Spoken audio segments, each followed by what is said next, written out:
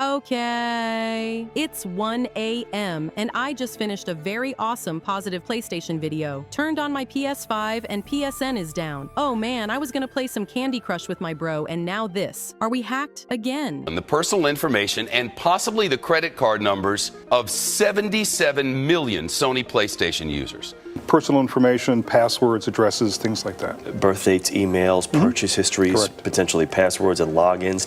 Sony is also not ruling out the possibility that credit card information may have also been taken. PSN network is dead. All PlayStation 4s, all PlayStation 5s, all PlayStation portals. Anybody who's trying to play on PlayStation worldwide, they've all just mysteriously shut off. I want to talk about this because people are a bit confused, and Sony's official response is, yeah, we don't know what's up, but let's talk. Give this video a like and subscribe if you haven't already. And here's the way it works. In case you game on other platforms or on PC, when you actually try to play anything with PlayStation, it goes through the PlayStation network. That's why you're paying. But what sucks is that this actually shuts off a bunch of games. There is a ridiculous amount of stuff now that is online only, so even if it isn't something that has multiplayer, sometimes there are single-player games with microtransactions or season passes. All of those games are currently bricked. Now the replies are pissed, saying, "Great, I'm going to go back to playing my Pogs. Can't believe this is happening on a Friday night. At least I'm not the only one." So this can go from 1 minute to 30 days. Some people are saying, okay, that sucks, because the last time we had a major outage, it was something we put down in the history books of gaming, the PlayStation outage of 2011.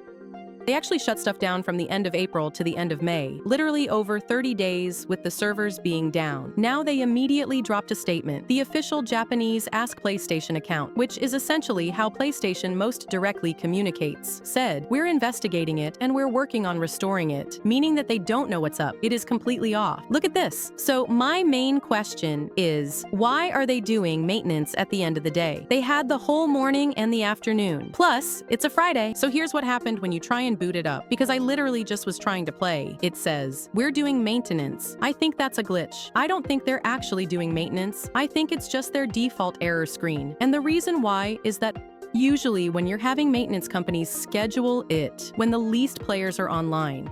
They do it Tuesday morning because that's when they notice the least people are playing. This is not scheduled maintenance. Even if they try to claim that after the fact, I do not at all believe this is scheduled maintenance. I think the servers are legitimately crashed worldwide. And this is what kind of sucks specifically about gaming on consoles. Nintendo, Xbox, or PlayStation. It all has to go through them. So when these go down, it means you still can't play Fortnite. You can't play Final Fantasy XIV. Everything is dead until their servers work again because they charge you to go through it. Now this sucks because PC gamers don't have to deal with this. If a server is down for one game, you can go play another game, or you can play on a private server where someone has figured out how to make it work. Now I have to say, especially this is the last thing about this. I feel like the fact that this is going down in the afternoon is specifically sucky. Recently, Sony released this big Players Play report, and it was pretty interesting. It showed that a lot of the most hardcore gamers start gaming around 4 or 5 p.m. and typically switch over to a PlayStation portal around 9 p.m. A lot of people thought that's when they're going to hang out with their wives or the kids take over the TV. What sucks about these remote play gadgets is that they're basically brick. Everything is reliant on the PlayStation network.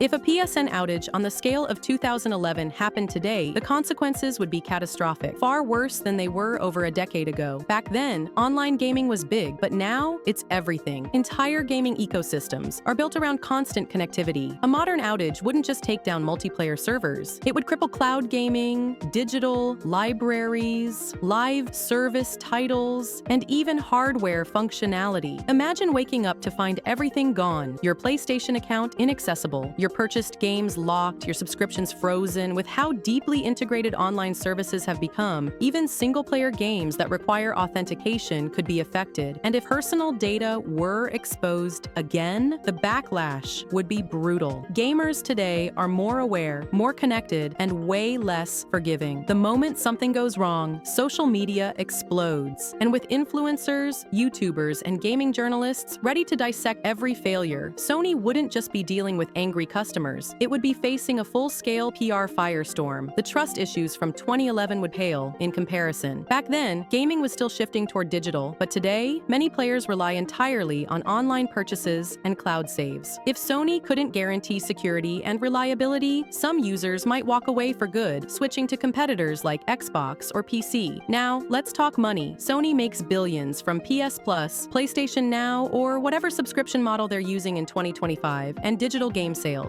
If PSN went down for even a week, the financial losses could be staggering. A month-long outage like in 2011, that would translate to hundreds of millions, if not billions, in lost revenue. And then there's the lawsuits. Data privacy laws have tightened a lot since 2011. The introduction of regulations like the GDPR and California's CCPA means that if user data were stolen, Sony wouldn't just be facing angry customers. It could be facing government fines, regulatory investigations, and class action lawsuits on a massive scale. Microsoft and Nintendo wouldn't just sit back and watch. A modern-day PlayStation Network failure wouldn't just affect gaming. It would send shockwaves through the entire tech industry. Investors would panic, stock prices would tumble, and cybersecurity would become the conversation across all digital platforms. If Sony ever let something like this happen again, they wouldn't just be patching servers and handing out free games. They'd be fighting to save the very foundation of their gaming empire.